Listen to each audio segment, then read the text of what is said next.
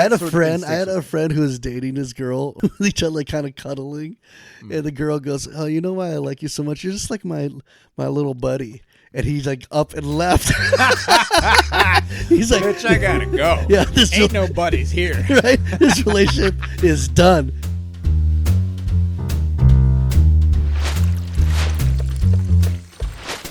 Welcome to another episode of Don Draper's Den. On this podcast, we discuss branding and marketing, how it touches so many aspects of our lives. We also talk a bunch of trash about music and food and culture and nostalgia and each other and so much more. We hope you're entertained. We hope you can get some insight from two marketing insiders such as ourselves. I'm Chris. This is Ernie. And in this episode, we get into PR pretty heavy. Yeah, PR. How you just decided to dress all fancy for no reason today. Talking about Popeye. The buddy rule. The buddy. I'm not your buddy. Yeah. Don't chief me. I'm not your buddy. I'm not your son or your friend. Nope, none of that. Right. And we somehow get into Marilyn Manson. So it was an entertaining episode. We hope you guys like it. Please like, share, subscribe, comment. We want to blow this thing up. We appreciate the support. So without further ado, pour yourself a glass and let's get into this. All right. Cheers. Cheers. I noticed you're all changed up, bro. I know. Had to get in something more comfortable.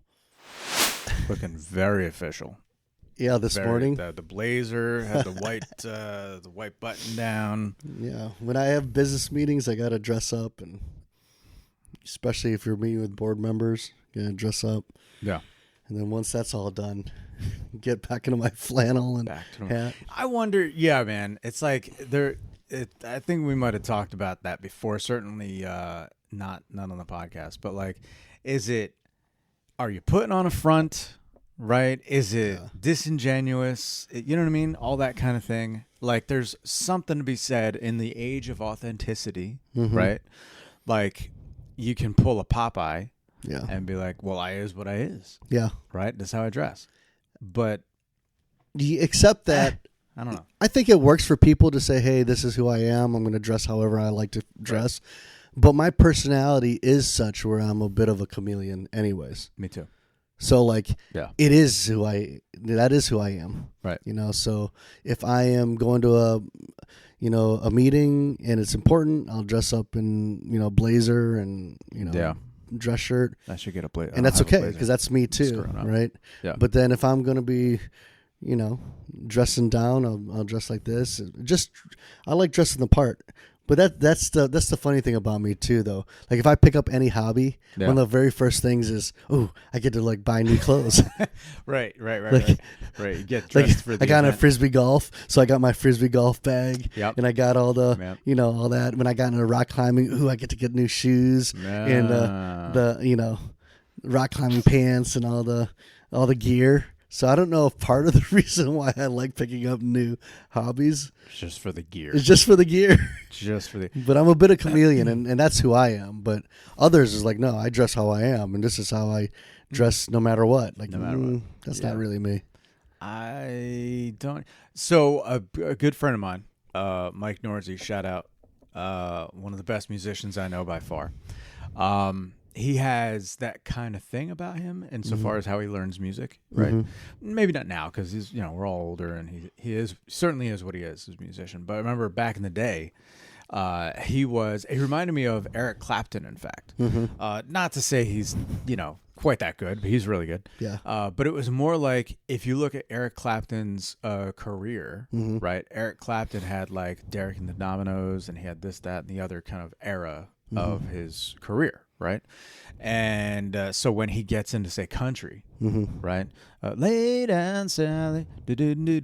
Like he's in it, man. Yeah. He's got the shirt with the little, doohickeys on the shoulder and the hat and the whole bullshit. Right. And, he was in the Yardbirds or whatever it was, like at the start. And he was kind of like in the English hippie thing. So it's interesting. Like there's a particular kind of personality where like, I guess in order to add that like power, to your, I guess in your playing anyway, it's like, you've got to become the dude. Yeah. Right. Absorb everything like a sponge. And then one day kind of discard it Yep. with what you've kind of gleaned from that experience. Yeah, right? and I could relate with that. Yeah. You know, if I was singing a country music song, I'd get my cowboy hat. I have a cowboy hat, and I got all that stuff. You know, Yeah. But if I'm man. jumping on my Harley, I'm wearing my chaps. flannels and Yeah. right, my chaps. Yep. You know, it's kind of like, it's similar. Remember the conversation we had earlier about that reel that I saw about perception versus perspective. Yeah. And how, in order to be able to relate or to win arguments, it's instead of going into those conversations with your own perspective, with your own perception. Yeah. Try to enter into that argument, understanding their perspective. Right. And so it's similar. It's like adapting. And so if I am going into a meeting and I know that, you know, maybe it's somebody in a particular industry and they're used to dressing a certain way, instead of trying to force my perception onto them, I will instead adapt and you know, dress accordingly to something they're comfortable. That's just one less obstacle for them to jump over, in my opinion. Yeah, I agree with Where you other on people, you know, I remember I was speaking. I was speaking at an event, and somehow I was talking about managing perception and your own personal brand. And I was talking about how, you know, underneath I have tattoos and I got earrings, but during that presentation I was dressed up in, you know, a dress shirt and a sports coat. And afterwards some attendees came up to me afterwards and said, you know, you should just dress up, show all your tattoos and stuff. I'm like, no, because I gotta think about the audience as a whole, and how they perceive me. And that's just me. I think that's kind of what you're saying. Like, I is what it is. That's how I do it. You know? Just try to cater to the audience. That was one of their very first number of interactions within 2-3 meetings. That's one of the things we discussed. I would imagine you're probably just trying to get a feel for, like, well, you know, if I bring you in, are you just going to show up, you know, keeping it real? Yeah. Because keeping it real can go wrong. Can go really wrong. But here's an interesting thing, right? It seems like also how Prince, a lot of musical references, it's just in my head, but how Prince, for example, seemed to, you know, rise above, say, race and I guess androgyny was the thing, but race, gender, blah, blah, blah, blah. So in other words, like identity, where you'd stick him in a bucket. Yeah. Well, no, he was great. Period. Full stop. Right. So it's like, what confines can you put on greatness? There's no need to define it. He's defining it for you. Right? Yeah.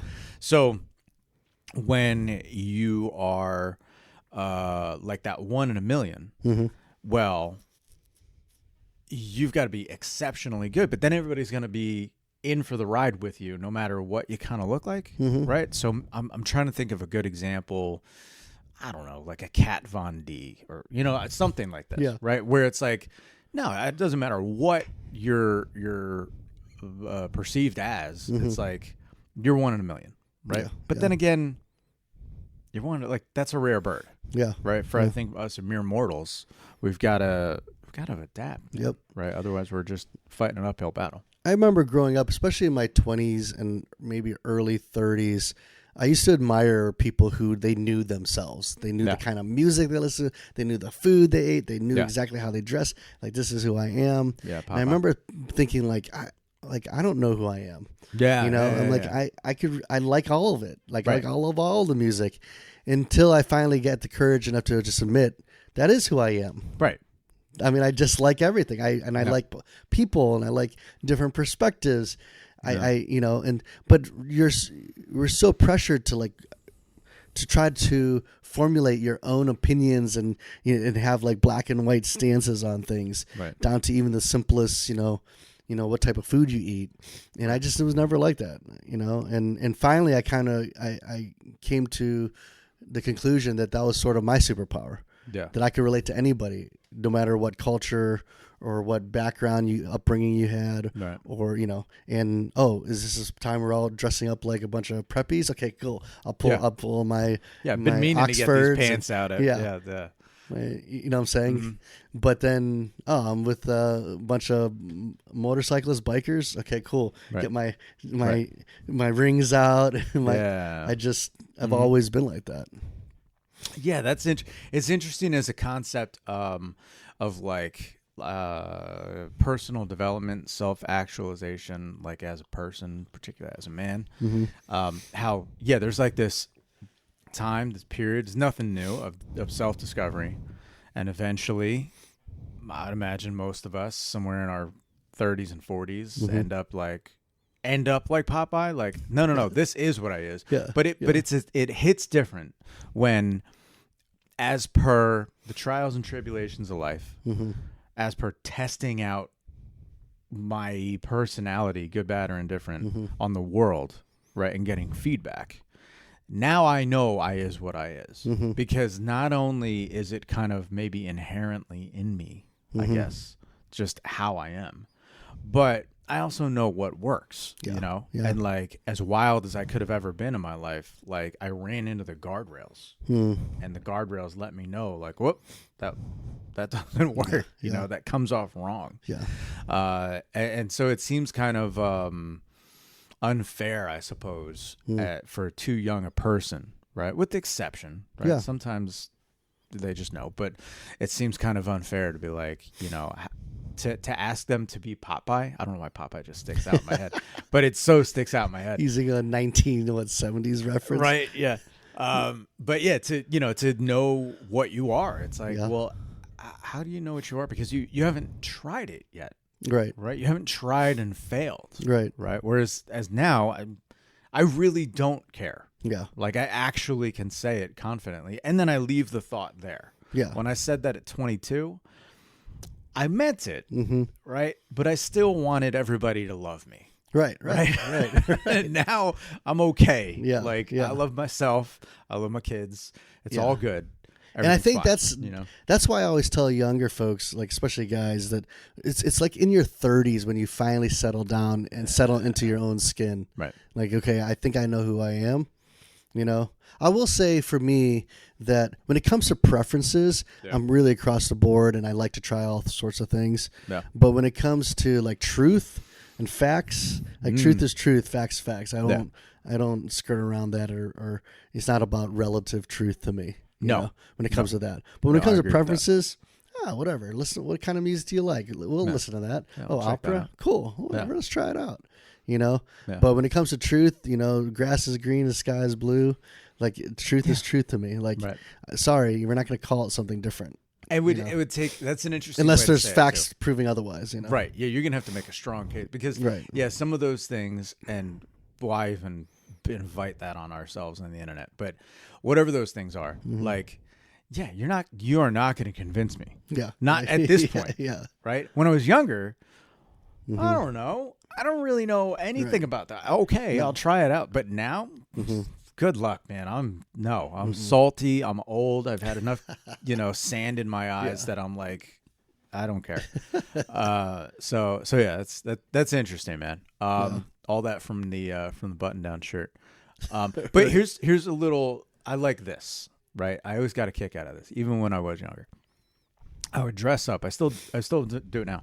When I was still a financial advisor, as I've said, I would wear harness boots. My Doc Martens when I still had those. Yeah. So I like having a little something. Yeah. You know what I mean? Yeah. Just a little something. Like if somebody's paying attention, I've been called out on it or asked about it in meetings. Like, are you wearing Doc Martens? Yeah, I'm wearing fucking Doc Martens.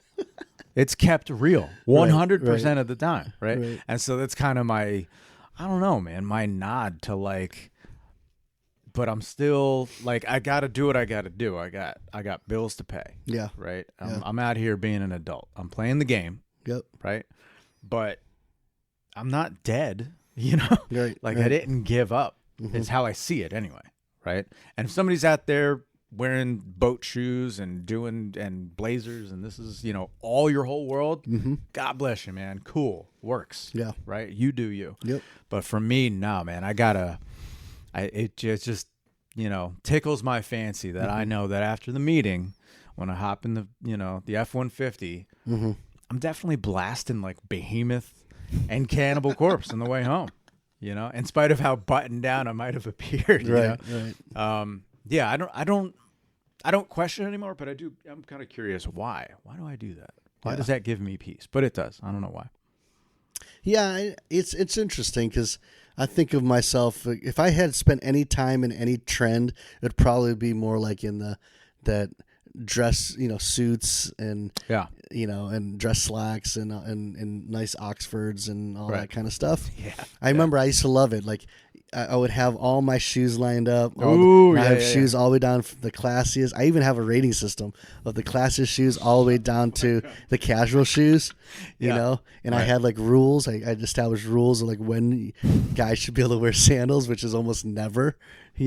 Like down to, and I had a really hard fast rule, like no black shoes other than gym shoes. Like you don't wear black dress shoes. Damn. Unless you're going to a funeral or something. These are the funeral shoes. These are funeral right shoes. And then here I am wearing black shoes, right? Yeah. But if I spent any time, like most of my time in my life was during that, it was in that trend or fashion trend. Right. And then there was a time when a few years ago, we had a whole staff photo shoot, and then they put together like, okay, this is what everybody's wearing for the shoot. And I'm like, oh, should I wear my suit? Like, no, they kind of nowadays it comes across like you're like role playing, like you're wearing like a costume. And I'm like, okay. Yeah. And then ever since they convinced me not to do that and just wear jeans and a sports coat, right? I never went back. Yeah. What's funny is as we went around to the big ProMat shout out ProMat event. When we were at the ProMat event, there was any number of like, well-to-do guys trying hard and putting their best foot forward and C-suite execs and all this kind of thing. And so I saw a lot of I don't know, fashion trend, I guess, that I just don't pay much attention to these days. I do dress how I dress. But there was any number of blazers, made sense. Right. And then there was a couple guys. It was nice out. It was nice in Chicago that week. But there was some no sock guys where I was like, what are you playing at, bro? Don't do that shit. We're not in Jamaica, but it's fine. Yeah. And then, but there was a couple like unfamiliar fashion things that I saw to me that I didn't know that was a thing. Yeah. The only reason it was a thing is because I saw dozens. I mean, if you guys don't know ProMat, there was like tens of thousands of people there. Like I've never seen anything. It was massive. So anyway, I saw dozens of men. Because I'm just trying to steal stuff. If you got a cool shirt, let me check that out, bro. Right. I'll take your style. But there was dozens of like shoe trends. I don't know the style. Yeah. But they looked European. Yeah. And maybe they were from Europe for all I know. But I just didn't hit right. I'm like, it looks like you're trying too hard, bro. You know what I mean? That's the vibe I got. I'm like, I don't know. And then I thought to myself, I was walking around in my, I think I have my work boots on, those tan boots. And then I thought too, I was like, do they think that of me? I wonder. Anyway, right. it was. I will say that by and large, European professionals dress way nicer. than American professionals. Better cut. Yeah. Right? Little tighter. Better fit. cut. They're more, the things are color coordinated a bit. Yep. They put some thought into their shoes, into their watches, into their, whereas a lot of the American professionals, it's like polo shirt and khakis and, some boat shoes or something. It's like, come on. And white socks. I don't know, man. And you know what? Here's a little racial divide, right? Because if you go like white guy corporate, then you're gonna find yourself just like you said, right? It's like right? For the most part, right? Unless it's like the lead sales guy, they might tidy it up a little bit. But then if you go black guy, C-suite executive, no, it's to the threading. Yeah, to the threading right? is different. Like it's all money. Yeah. Right. And I'm envious because like on the one hand, I'm like, damn, the pocket square looks good too. You know what I mean? I used to wear pocket square, bow tie. looks- You know, I find that in different industries too, there's different standards. Fact. So like Yeah. pharmaceutical salespeople, Yeah. like they're dressed To the nines, nines. right. Yeah, like they look good. Right. And it's part of that industry, that culture, right? Right. And then you have the used car salesman is completely different, right? If there's any other gig just for shits and giggles, that would be it. Just to lean into it. Yeah. One of those old school. Who am I thinking of, man? I'm thinking of Kurt Russell in Used Cars. Remember that? No, like 1983ish, something like that, right? And as you'd imagine, it's about used car lot. The one guy, it's funny. The one guy can't drive an orange car. There's all kind of silly characters in it. Anyways, he's got this god awful looking. I don't even know. It's just like this plaid with all these obnoxious colors, and then it's a plaid jacket with a striped tie, which is like obviously a faux pas fashion wise. So yeah, if I had that gig, that's where I go with it. Right? Do you think you'd be a good used car salesperson? I think I'd be terrible at it. I don't know, man. It would depend. There'd be a lot of variables. Yeah. Could I do it? Sure. Yeah. Sure. But see, one issue I have is I'm not good at specs. I'm not good at like, oh, what kind of engine size is this, and how fast. Tech like stuff? I'm not that technical. Right. And so, first of all, if they'll just have to ask like a couple questions before they realize this dude doesn't know anything about cars. Yeah. And even if I try to learn about cars, it'd be a huge stretch. And then secondly, try to sell based off of like that relationship and, oh, you look really nice here. What are you trying to, are you trying to fit some kids in the back? Like I could probably get into that piece. Right. But the moment that they say, I don't know, I'm not really interested. I'm like, I can't blame you. I hate cars too. Like it's not that important. It's not that important. Yeah. I don't know. I would probably be the interpersonal is what kind of gets me. It's not even the sale of it most of the time. It's more of just like, if you can win the thumb wrestling match. Yeah. Well, then that's it too. Like that back and forth. When you're at the closing deal. Yeah. Well, no, let me go and ask my manager. For me, I'm just like, listen, this is what he's going to approve. That's it. Like, let's just cut to the chase. I don't want to do this. Get the bottom line. Right. Which again, I probably leave a lot of money on the table. I'd be terrible at it. Yeah. Yeah. I don't. No, I know you're right. I don't know anything about. I'd look good though. I'd dress up in my suit. Tie. Would you? Oh, that'd be even funnier if you're just selling like used F-150s and you're just dressed like really ridiculous. Like you're wearing $3,000 and the commission on each one is only like $400. You know what I mean? I don't like being sold to. So on the other end, I hate being like going to talk to car salespeople. That's interesting, bro. If it's done right. Yeah. Here's what I love. I love it when there's a young, like a college age type wait staff kind of, that sort of thing, right? And for no apparent reason to me, they upsell me. Yeah. And if they just work it in, I can see it coming. Yeah. Right? I know what you're doing. But when it hits right, I almost to a man, to a girl will look at him and be like, that was a good upsell, buddy. Like I'll compliment the technique. See, I don't like it. Like, did you notice when we were in that meeting with that HubSpot rep yesterday? Yeah. I was just like, listen, this is what we need. We need this capability. That's it. Yeah. Give me the thing. Do it. Yeah, just how much does that cost? Right. It's just a very simple conversation. Yeah. I don't need to know all the deals. I don't need to know all the bells and whistles. I know exactly what I want. Just tell me how much it costs, man. And you can see, like anybody who sees me like in those sales meetings, I just get very impatient. Like, no, I don't need that. No, okay, no. Just tell me the cost. I just want the price. That's funny, man. Yeah, I have no patience for that. I honestly, sometimes I don't mind the dance. It just depends on, if like in my personal life, like if I'm there, oh God, I can't remember. Oh, and then when the salesperson starts throwing in words like buddy or friend. Don't fucking buddy me, or dude. son. No. Like, no. Don't buddy me, dude. Do not buddy me. You know that's my rule. Like did I ever tell you that during orientation? Expound upon this. That like usually in orientation I always say, okay, this is how you pronounce my name, Dimalanta. Okay. You gotta know how to pronounce it. All right. Don't ever call me buddy, son. Don't ever say hey. That's it.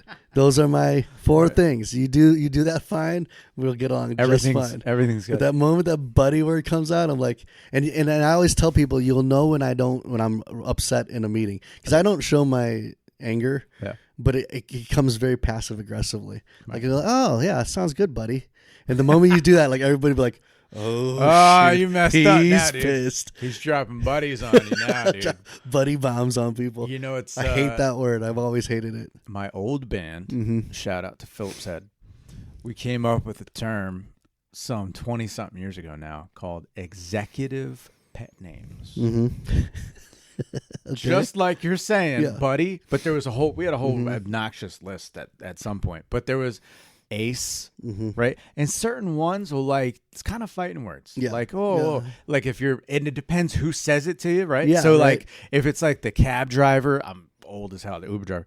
Anyways, but like if they drop a chief on you, I don't know how I feel about this. Yeah. You know what I mean? Don't chief me. It's like it's weird because I always feel like they may not even know or be aware of it. Yeah. But I feel like they are subconsciously positioning themselves above me. Yeah. That's right.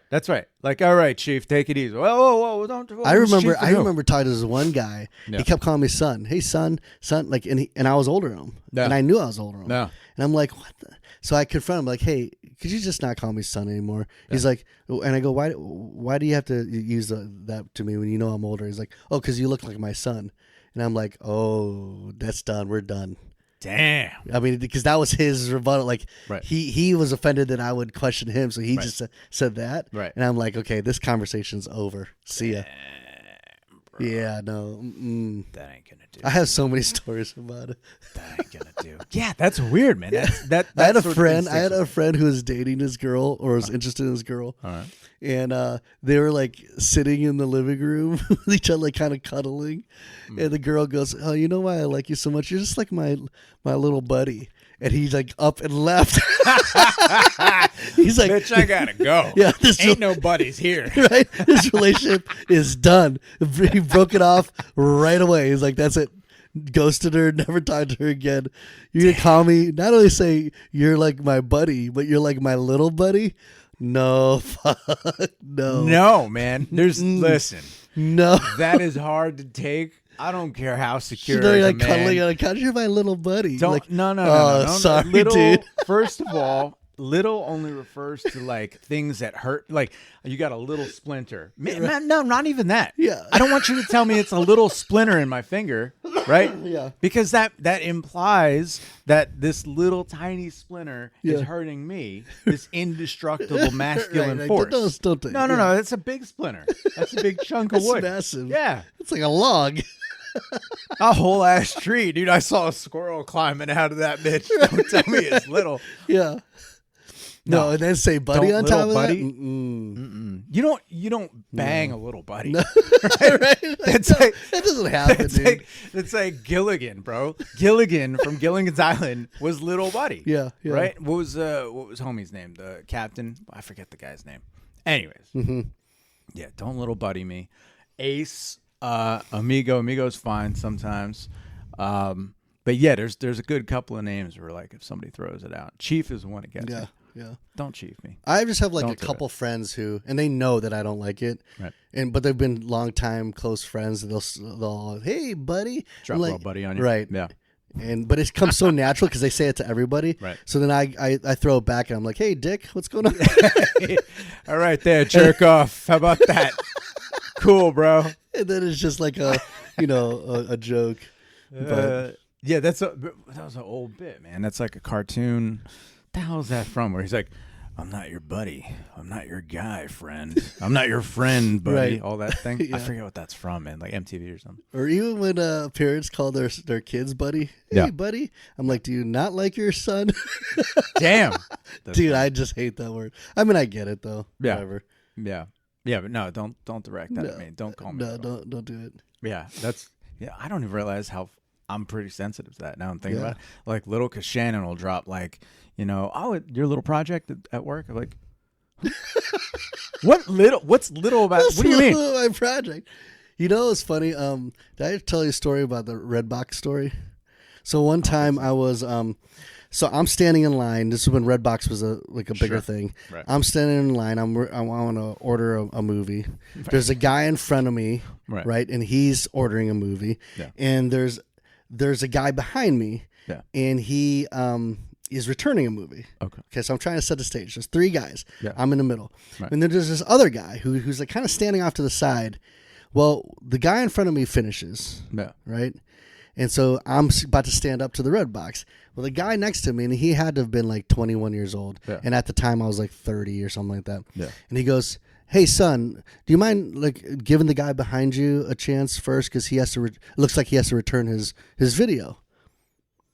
And I looked at him, I go, "How old do you think I am?" I go, "I have 2 sons. Right. And I am way older than you. I guarantee it for you to be calling me son." And he goes, "I'm sorry, sir. I'm sorry, sir." And so I looked at the guy behind me like, "Go fucking return your video." To your Redbox, bro. I was so pissed. I looked at him like I confronted him right there on the spot. Right. Who you calling son? I have 2 sons. How many kids do you have? You just turned 21, barely old enough to drink, bitch. Yeah, there it is. Don't call me fucking son, dude. Don't son me. Don't son me. Don't buddy me. Don't buddy me. Damn, dude, is that a T-shirt? Can we do that? Yeah. Can that be the John Draper? Yeah. Don't buddy me. That's our podcast T-shirt on the back. Don't buddy me. Don't son me. I'm not your friend. No, dude. Yeah. No, bro. Anyways. Oh man. Yeah, I gotta calm down. After that. It's all good. It's all good. Okay. Yeah. Woosah. Rub your ears and shit. Right. So yeah. Coming back. Yeah, that's annoying. I don't like that. I don't like being sold to. Hard to come back. I've accidentally done that when I step on somebody's toes and I try to come back in the conversation. It's rare now. I don't generally insult people now because I know better. I'm a little better research for our business meetings, right? But like writing that ship during a conversation, particularly like a sales thing, make the wrong joke or the wrong reference or something, like that's hard to come back from, man. It's one thing when you do that in a conversation, right? Because like if you're fairly well adjusted, you leave the conversation, you leave the sales meeting or whatever it is, and like it's gone. Yeah. It's over with. It happened. And 2 months later, you might sit there and be driving along and you'll cringe, be like, "Oh, God, so stupid. Exactly. Why did I say that?" If you see that person out at some networking event and you're like, shit. I've had a couple, definitely a handful of those moments where I'm like, insert foot in mouth type scenario. Oh, yeah. I'm like, and then I still cringe at the thought of it. God, I hate that. Yep. But where I'm going with that is when you do that and it's not interpersonal, right? Like if you're the big corporation, if you're the celebrity, right? Some public figure. Yeah. Bro. Yeah. And now you got it. I mean, my moment dies. Yeah. Right? Yeah. It lives in my head. And if it's real bad, it lives in that person's head. But their moment, bro? Yeah. Like when corporations make mistakes. How do you? Or have like PR disasters or something like that. Yeah, it all falls and all of a sudden apart. It's like, oh, that's like can you imagine being a CEO of a company and you wake up to like a story, headline news, your company just made this disastrous mistake. Right. Talk about just I just want to go to bed, like go back to bed. Right. Like, why did I even wake up today? I got to handle this, and then you got to deal with all the shareholders, you got to deal with all the employees, you got to deal with the disasters. I'm thinking like Toyota and their PR debacle, or the Budweiser thing. I mean, we brought that up before, the Bud Light thing and and the can debacle, right? Like, brutal. You got to deal with this. That's it. Like, and There's look, if you're the head of the company and you drop the ball, it's kind of like it hits different because like I'm the one who screwed it up. My fault. Maybe they can resign, the company will carry on. You get a little, golden parachute, and it's like, all right, well, moving on, right? Yeah. But versus like when somebody in your company, is doing something shady. Yep. And it's kind of like you probably should have known, but you didn't know. But you didn't know. Yep. And now you got to figure it out, right? Yep. God, I don't envy that, man. Yeah, and that's the PR, and trying to like spin it so that it's not that bad. Yep. Or what else do you do, right? So yeah, you spin it. You can deflect. You could deflect it. You could deny.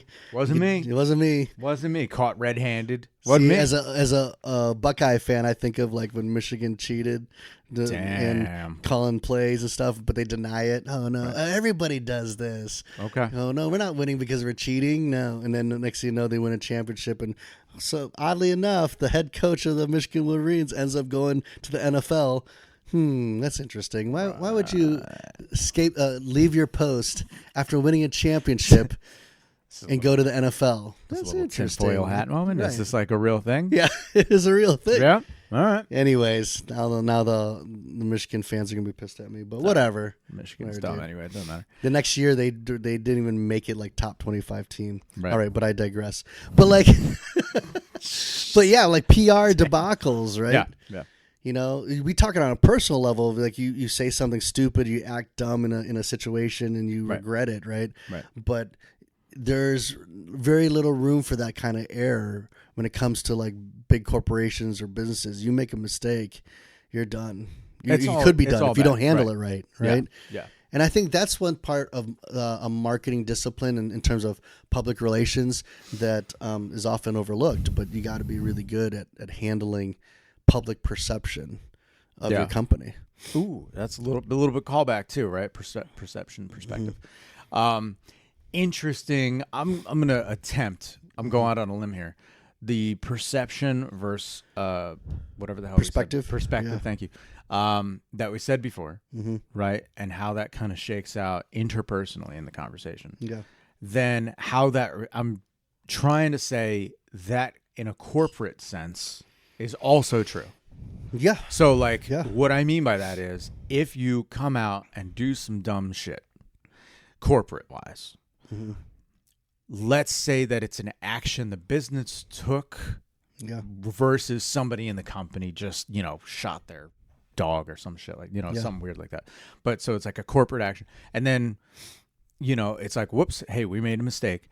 And they kind of own it, but where the value in the and where you heal fastest maybe is in the seeing it from the perspective of your consumer base and the kind of public at large or the industry, whatever it is, looking from their perspective, and the kind of better you can see it from their perspective, the faster you can kind of turn it around and make it right, and just kind of move past it. Yeah, I think it involves a lot of empathy. Yeah. Right? Because you got to relate to, like, hey, why is this important to them? Why does this matter? And let me see if I could put myself in their shoes and understand and then identify it and just hit it head on. Yeah. Recently you think of Target and their whole, their credit card personal data. Yeah, the personal breach. Right. Yeah. Of credit card information. They got in front of it. Yeah. The CEO just got right in front of it, posted a video, acknowledging the error, providing free, identity ID protection. Mark Zuckerberg and the whole Meta thing, and how there was like a whistleblowers talking about how like not really adequately addressing harassment in VR, right? And he hit it head on, addressed it, and shared the plan that they were going to take to handle it. Yeah, it's when you know there's an issue and you try to hide it under the rug. That's what people don't like. Bro, the last year, just as an example, and it could be more than last year, but it just comes to mind as last year is Boeing, right? Where I don't even know if we got to drop any allegedlys. I think the allegedly is in the unfortunate, untimely passing of some people involved in that whole thing, and how one of them allegedly told some close colleague who was also went public, like this colleague of theirs went public with, this is what, I don't even know their names, said like, hey, I'm not, by the way, like so many people do now. It's like, hey, I'm not suicidal. Jesus Christ. Why'd you preempt all of what you're about to say? And then you find out like, oh, you're going to blow the whistle on this massive company. Okay. I get you. You might be suicided like so many other whistleblowers have been. So anyways, as it relates to the PR. So the, when they just like give you the runaround kind of like, oh yeah, we're working on it. Yeah. Are you really? Right. What are you doing? What specifically are you doing? Because all these investors, right? And then like a company like, you're making goddamn airplanes, right? Yep. Like, bro, you better fix that. Because like, but they also had one of their doors rip off. What? Right. Yeah. That's not just like, your interpersonal kind of equity as a sales guy in Ohio. Yeah. Dude, the door fell off your airplane. Right. And like little Johnny could be sucked out into the freaking engine or something. Like, oh my God. So you'd better own up. Yep. Be transparent and just let people know we messed up. Here's how we're going to fix it. Yep.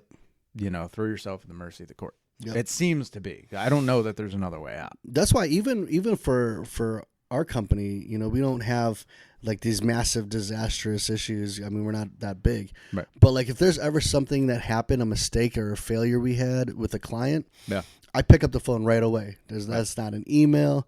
That's not a text message. That's a pick up the phone. Hey, just want to give you a call. I understand that we made this mistake. I apologize. These are the steps that we're taking to fix this mistake. There you go. And I'm going to have meetings this week with my team to address it and to understand, isolate why did this happen and see if we can improve it. They appreciate that. Right. I've never had a person not appreciate that, you know. And then after I have these meetings, I'm going to set another meeting to kind of share what we discovered and here's the game plan and how we're going to improve upon it. Right. I've never had a scenario where they didn't appreciate that. They at least you acknowledge it right away, and it's done. You know. Yeah. There's like if there's not maybe a window for business in the future there, at least it's it's reputational. Like, they're not gonna do you wrong. By talking shit about you. After like, didn't work out, and they might leave it there. Yep. Right. With whomever they run into networking wise. So, and I've heard the same sentiment. I won't bring by name, but one of our clients mentioned that, it's like shit happens, man. And they had a lessons learned kind of meeting and laid it all out. And that's that. But there are some PR things that's very difficult to ever overcome, right? Like sexual assault type there's stuff. Dicks involved.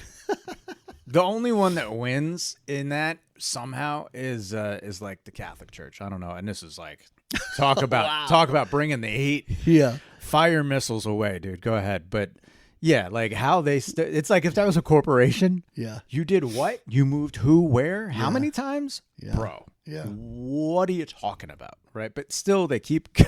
They keep going.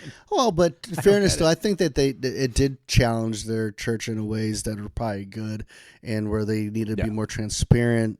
I think it challenged faith of the congregants. Some people probably left, but some people probably said, "Okay, we need to fix this. This needs to be addressed." So I wouldn't necessarily completely throw the Catholic Church under the bus, but yeah, right. It's easy to hide things under, like that under the rug. But you think of Diddy? He's not overcoming that. It doesn't matter. It doesn't matter if he somehow miraculously could prove. There's no way. There's no way he could overcome the pictures of the R. baby Kelly, oil, bro. Right, R. Kelly, same thing. He's like done. It's a wrap. It's a wrap. What's that? Kevin Spacey. Like, didn't they find him like? Yeah, not guilty or something like that. I don't know, but like it doesn't matter. His reputation is still tainted. Same thing with what was that one comedian? Louis C.K. He the weird thing about that, and we talked about that, I think. Why would he ever think, by the way, it's all right to just whip your dick out and start Bro, like, that is in ill. front of people. I mean, that's just your demons getting the best of you, really. It's like, what are you doing, man? How did you think this was going to end? Right. You know, that's just him. You know, I'm speculating. It's a joke, but like, it's like you watch too many like real cheap kind of porn movies. You know what I mean? And you thought it was going to be like, hey, blah, but blah, to your blah. colleagues too, bro. What are you doing? It's all dude. And the funniest thing was that Sarah Silverman, shared that same story,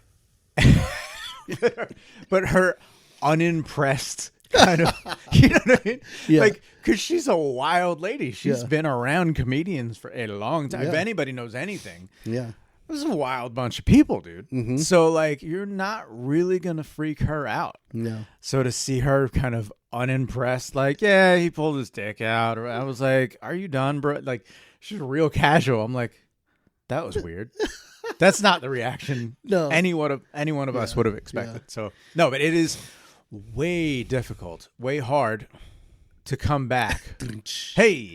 To come back from that sort of thing, because I mean, it's dude, and then back to that only moment. time could probably heal that. Only maybe, yeah. Like, and it's not just those moments. I mean, shit, here we are bringing it all up now, right? Not that any of those people will see it, but it's like now it doesn't live in your head, right? When you're driving down the road and you cringe and you're like, oh, why'd I say? No, it's like way out there. Yep. Like with your picture, families, aware. Like, you know what's ones that was really sad for me was Bill Cosby, dude. The sweater, like really, dude, really, bro. Like Puddin' Pops. Yeah, I mean he was great. I loved this show, and I got his records. Yeah, now it's like all like his legacy is so tainted and. God, man, like all of it, bro. Like he was like America's dad. Yeah. Like the Cosby Show was my shit growing up. Oh yeah, bro. I the love Cosby Show. And what was the one? A Different World, right? That was like my combo. I forget what night of the week, but that was it. I loved it. But and then only to find that out, like really, interesting too that he was like.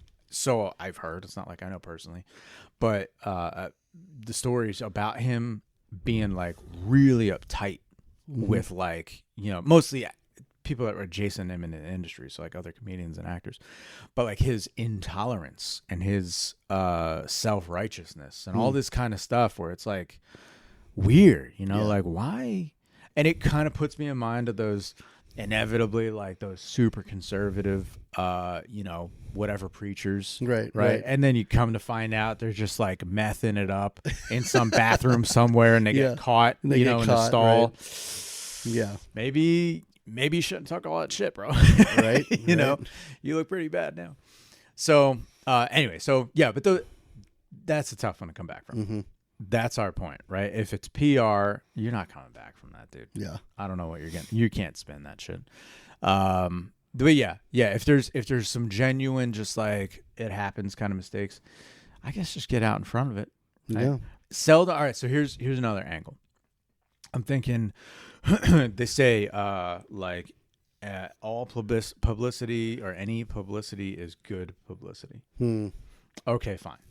So then the easiest example, and I just saw a buddy of mine. Do you agree with that statement? Well, I'm thinking of Marilyn Manson. Okay. And if anybody is courting controversy, particularly in his early, early in his career, the rumors helped, right? Especially without the internet. Yeah. Right? It was a different day. It was a different day. The first record from them was like 93 or something, 95. So in my world, right, I grew up and that would have been like when I was really into getting into music, And so like through the junior highs and high schools of America, the rumor that he had a rib removed so he can, pleasure himself was like a thing. Yeah. Like everybody heard that one, right? And so is that bad PR? I don't know what that is. Bad PR, I guess, but like it propelled it forward. Yeah, but to some level, I think that a lot of that is planned PR. That's another thing. Did he plant the story? He was a journalist, by the way. Like, for example, the whole Super Bowl halftime show where Justin Timberlake ripped off the. Yeah, bro. Right. Was that really? Come on? You had a pasty on, right? On the off chance, I've and never then you met would a woman take ever. that and you'd like grab it off. It wasn't like it was an accident, like and then it just fell off out of his hand. Like, and then even her canned look, right? Janet Jackson wasn't like, right? Because if I was a woman, right, and she was like 42 or something. Then if I was a woman, right, and some kid. Justin Timberlake he and I share the same exact birthday. So like if some kid exposes my 40-something-year-old titty on national TV, right? Yeah, you'd be embarrassed. Like I'd be dropping a motherfucker on him. Be like, hey man, what the hell are you doing? Right? But she gave you a canned response. She was like, one of those kind of shots. Yeah. Like, you guys planned this. It was planned. So like we're talking about it today. Good or bad publicity, or was that just planned? Yeah. Planned out, Yeah. And so I think when it's planned out, there's motive behind there to try to, I want people to talk. I want that gossip. But I want to cause controversy, right? And it's planned out, right? But is when bad PR happens, when it really is a mistake or an accident, or when, Tesla, that whole thing that happened recently where, one of their cars had that massive car accident and killed somebody. That wasn't a planned, publicity stunt. No. And furthermore, the industry itself, we're talking about, like, there's not even a comparable from like the entertainment business, the music business specifically, the pop music. Like those folks are some wild folks, and like they court the outrage. Like, give me the challenge me, right? As a consumer, I want you to blow my mind, right? But like. I don't want that from corporate America for the most part, right? I don't want to be challenged. Like, just give me what I need, right? Like, keep it between the lines. So, yeah, it's just different. It's just different. It's just not going to do you any good to, especially in that, like having freaking pile up car accidents. Yep. Yeah. I don't know how we jumped into that. So, all right. So. PR in general, it'll get your name out there, but then there's, as we've said before, there's a price and there's a cost. If you feel like, here's a weird analogy I'm just thinking of right now, is bad PR like chemotherapy?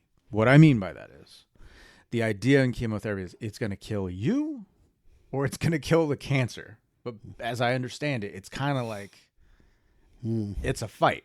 Right. And if you got more fight in you than the cancer does, you're going to win.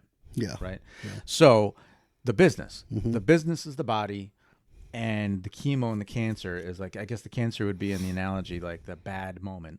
Right. Yeah. And then your PR spin, however that shakes out. Right. As bad PR is going to be like, well, how do you spin it? How do you come back? And is the business like hardy enough to sustain the blow? Right. And it doesn't, and it really depends, I guess, like that analogy, it kind of depends on the cancer, man, because certain things are just unforgivable. You're never coming back. You're never coming back from that. Yeah. Yeah. I think there's a lot of variables to consider there. One, like how bad was that PR, publicity issue? Right. How stable is the company to be able to withstand that type of a blow? Yeah. And then on top of that, how much, determination and do you have as a leader to be able to go through the fire, because you can't go around it. You got to go right through it and deal with it. And that will test your resolve, your commitment. Yeah. There's a lot of variables I think that's involved there, but those who can, see it through, I think end up becoming a stronger, better company, right? Yeah. When Mark Zuckerberg said, "Here's our plan to handle the VR harassment," right? The thought is, if they follow the plan, is they'll get through it and it'll become better, right? Right. But so long as they follow the plan, so long as they're committed, so long as they get through it. But how easy it would have been for him just to fold, and just say, why am I doing this? I have enough money. I should be done. Yeah. Right. And yet it's like, okay, no, we gotta work through this. Yeah. It's just another issue, of the day. It's the issue of the day. Yeah. You gotta go work through. Yeah. Yep. Yeah, it's not easy, man. But bad PR, I mean, if again not handled correctly, that could taint your brand. That could, reduce confidence, consumer confidence, shareholder confidence, and I mean, it could be detrimental. And that's why a good PR publicist or PR specialist, they know how to spin that around. Yeah, and they handle it swiftly. They address it. Oftentimes they'll address it head on. They don't hide behind anything. And so that they could get to the other side of it. Right. Yeah. Yeah. That's that's a craft in itself. The cow. This one of my networking buddies, Matt Chimperly. Shout out. The cow or the buffalo, right? The vibe. The story or analogy is a cow will run from the storm. A cow will run from the storm. And thusly, since you can't outrun it, right, the cow just gets stuck in the storm for that much longer, right? Poor cow. But versus a buffalo, will run through the storm and be out of it in no time, right? And so there's a certain mentality. It's like, no, man, we'll get through this. That's a sign of good leadership. But I don't envy that position at all, man. I don't want any of that shit. Yeah. I want my stupid faux pas and me putting my foot in my mouth to just die in the meeting that I had. And I'll just think about it in a couple of months. I don't have to worry about it in the public eye, man. I don't envy that at all. So, that's interesting. Yeah, that was a good one. Yep, that was good. All right. Well, I guess we'll call it there.